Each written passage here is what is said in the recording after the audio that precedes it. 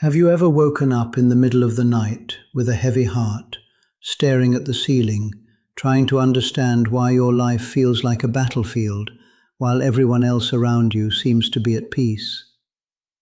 Have you ever wondered if God truly sees you, if you are being punished or simply forgotten? I need you to pay close attention to what I am about to say, because it might be the most important thing you hear today. What you are calling abandonment might actually be the most powerful protection in existence, and there is an invisible mark engraved upon you that the world cannot see, but that heaven recognizes immediately. In this video, I am going to reveal the 3 hidden marks that identify a woman sealed by God. And if you recognize yourself in any of them, do not ignore it, because what looks like a crisis might actually be a consecration. Stay until the end, because the 3rd mark is the most surprising of all, and will completely change the way you interpret what you are going through right now. Think with me for a second.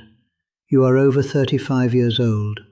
You have been through things you don't even know how you survived.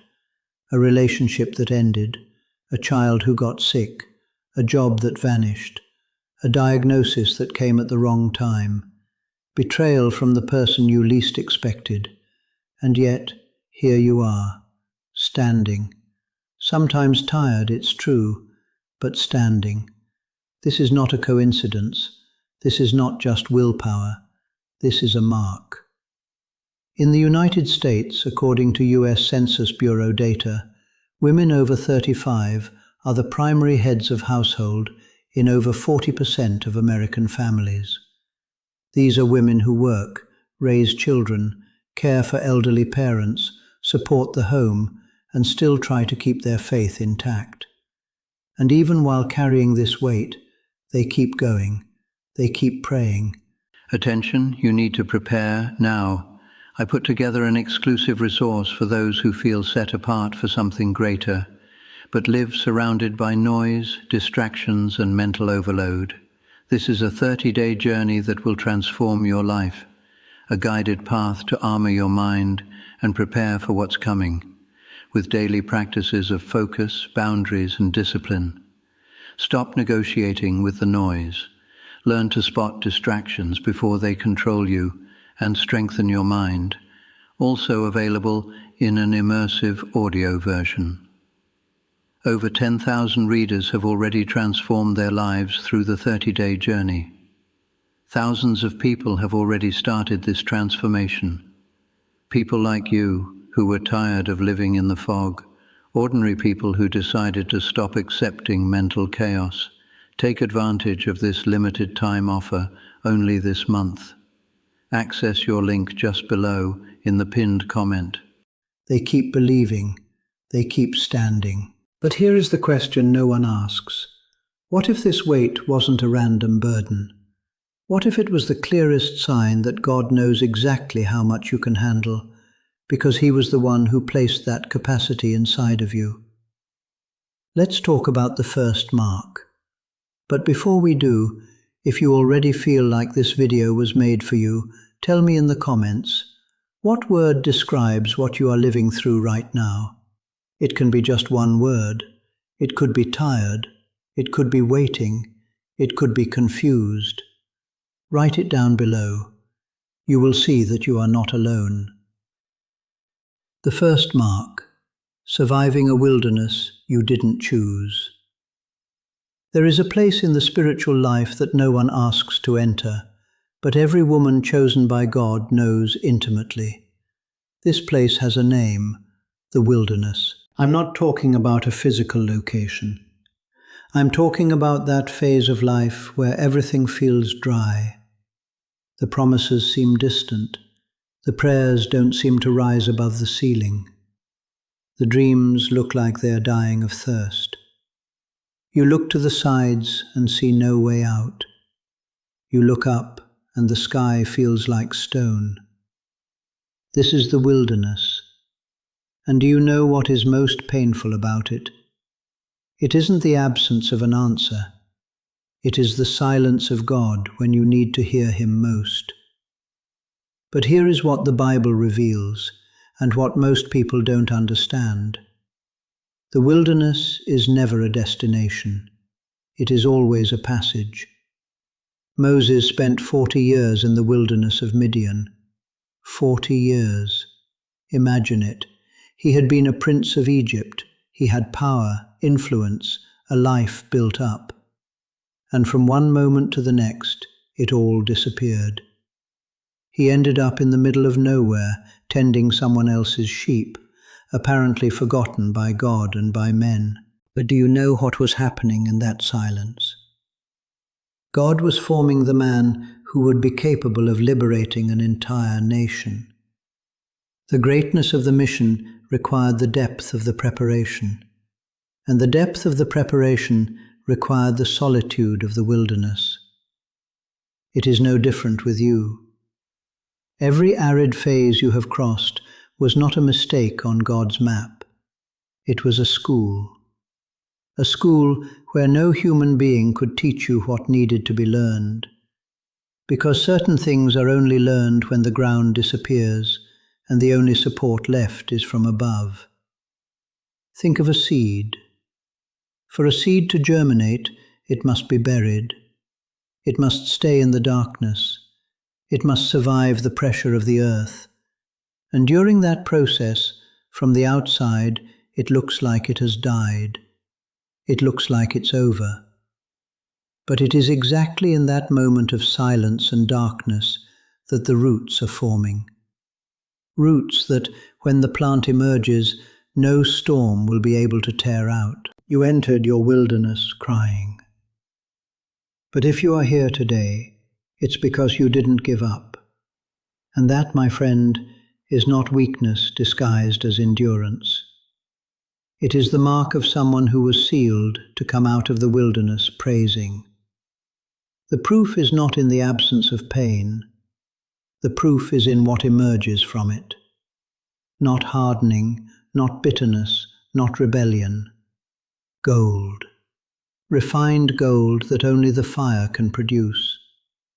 And look, I need to tell you something that perhaps no one has told you before. God does not waste a single wilderness. Not one of your tears fell to the ground without him seeing it. Not one sleepless night was ignored. Every single one of them was being catalogued in heaven as part of your formation. If you are going through the wilderness right now, don't give up in the final stretch, because it is precisely when everything seems driest that the bush begins to burn. And here begins the second mark. And this one will touch many people deeply, because it is completely invisible to the world, but absolutely powerful before God. Stay with me. The second mark, a prayer life that no one sees. Tell me something. Have you ever prayed in city traffic? Have you ever whispered a prayer while washing the dishes? Have you ever poured tears into your pillow, so deep that you couldn't even form words, only groans? Those prayers have a name in the spiritual world. They are called secret intercession. And they are perhaps the most powerful weapon that exists.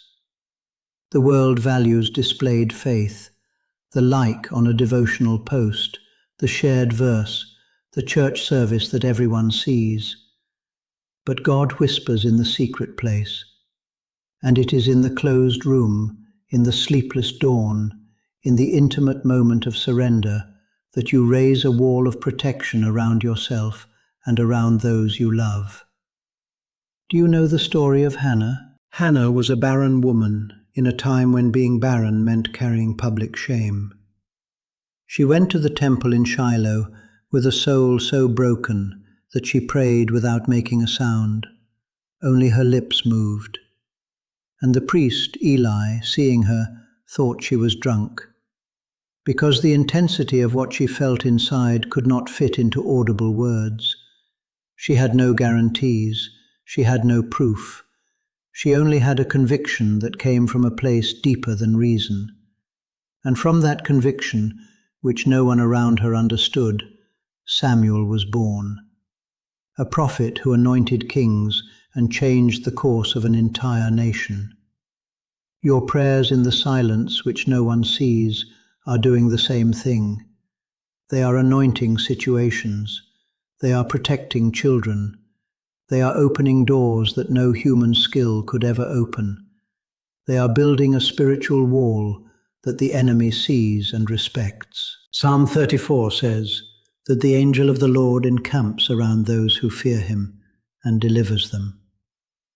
It isn't a visit, it is an encampment. He pitches a tent.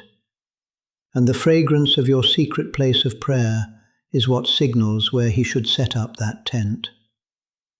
Think about how many times something bad could have reached you but didn't. How many situations that could have destroyed you passed you by without touching you. You attributed it to luck. You attributed it to chance. But what if the celestial encampment around you is real? What if your prayers from the middle of the night are being answered in the morning in ways you didn't even notice? There is a study from Duke University in North Carolina that identified that people with a regular and consistent prayer life show significantly lower levels of cortisol, the stress hormone, and greater emotional resilience in the face of adversity. Science is beginning to measure what faith has known for millennia. Prayer transforms not only the spiritual, but the neurological. The body of someone who prays with depth literally functions differently. But beyond science, there is something that only those who have experienced intimacy with God can describe. The feeling of being sustained by something that transcends any rational explanation. A presence that cannot be seen, but is felt. A peace that shouldn't be there, but is. And that is exactly what we need to talk about now. Because the third mark is the most powerful of all, and it is also the most misunderstood. If you haven't subscribed to the channel yet, do it now. Because the content we bring here was made for women like you, who are looking for real answers to real situations. Hit the bell too, so you don't miss any videos. The third mark, a peace that has no logical explanation. I'm going to challenge you to think of a situation where you should have been completely destroyed, and inexplicably you weren't. Maybe it was when you received a serious diagnosis, or when the divorce papers were signed, or when your child took a path that broke your heart, or when your bank account was empty and the bills wouldn't stop coming. And at some point in that chaos, in the middle of all that storm, you felt a calm that made no sense at all, a serenity that you couldn't explain to anyone around you, a peace that, looking from the outside, almost seemed like coldness, but on the inside was the warmest and most real thing you had ever experienced. This has a name. Paul calls it the peace that surpasses all understanding. And it is not a denial of reality. It is not pretending everything is fine when it isn't. It is an anchor that holds you to a reality greater than what your eyes can see. Think of Job. Job was a man described by the Bible itself as blameless and upright. And yet, in a very short period, he lost everything. His children, his money, his health, his reputation. Even his wife turned against him and told him to curse God and die. But do you know what the Bible records that Job did? He opened his mouth and said, "The Lord gave, and the Lord has taken away. Blessed be the name of the Lord." How? How can someone who just lost everything bless the name of God? Because Job had a peace that didn't come from circumstances. It came from an internal conviction about who God is, which no external circumstance could erase. And do you know the detail that most people don't notice in the book of Job? Before the trial began, God mentioned Job's name with pride before the entire heavenly court. God said, "Have you considered my servant Job? There is no one like him on the earth." This means that the trial was not a sign of rejection. It was a sign of trust. God doesn't send a storm to someone who can't handle a storm. He entrusts the trial to those he already knows will pass. And before your trial began, your name was also mentioned, with pride, with confidence, with the certainty that you were going to make it. That peace you felt in the middle of the chaos was not a lack of sensitivity. It was the visible evidence of an invisible hand holding you. It was the confirmation that you were not alone in that moment, that something greater than the storm was there with you. In Chicago, in a study conducted with women over 40 who went through severe crises such as divorce, grief, or serious illness, those who reported an active spiritual life showed emotional recovery up to 3 times faster than those who didn't. And the main factor reported by them wasn't having an immediate solution to the problem. It was the feeling of not being alone in facing it. The peace that surpasses understanding is not the absence of pain. It is the presence of God inside the pain. And now I need you to connect the 3 dots. You survived a wilderness you didn't choose. That is the first mark. You have a prayer life that no one sees, but that is building protection around you and around those you love. That is the second mark. You have felt a peace in the middle of chaos that had no rational explanation. That is the third mark. If you recognized yourself in at least one of these marks, I want you to understand something with all the clarity this moment allows. You are not an ordinary woman trying to survive in an ordinary world. You are a woman sealed, covered, called for something that goes beyond what your eyes can see right now. This divine covering that is over you is not visible to the world. Your boss doesn't see it. Your neighbors don't notice it. Sometimes even your own family doesn't understand. But heaven recognizes it, and the enemy does too. And that is why he insists on making you believe that you are alone, that you have been forgotten, that God's silence is abandonment. But now you know the truth. God's silence is never abandonment. It is preparation. It is protection. It is the moment before the bush burns. Let me ask you a question before we finish. Which of these 3 marks resonates most with what you are living right now? The wilderness of waiting, the secret prayer that no one values, or the inexplicable peace in the middle of the storm? Tell me in the comments. Write which number touched you deepest, 1, 2, or 3. Because when you write it, you are also declaring to your own heart that you recognize the mark. And declaration has power.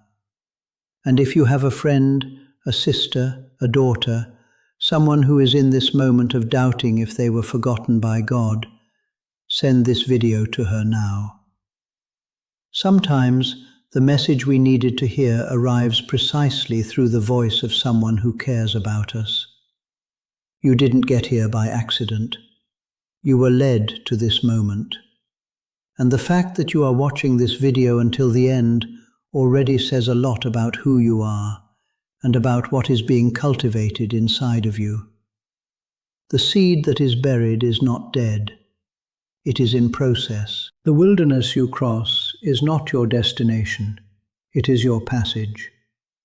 The peace you feel in the chaos is not an illusion. It is an anchor. And the mark you carry doesn't need to be displayed to the world. It is already recognized by heaven. You were not forgotten. You were sealed. And what comes after the wilderness, after the secret prayer, after the peace that surpasses understanding, is always greater than anything you lost along the way. Take care of yourself, because in the next video, I'm going to talk about the 7 signs God uses to confirm that a promise is about to be fulfilled in your life. If you are in a time of waiting,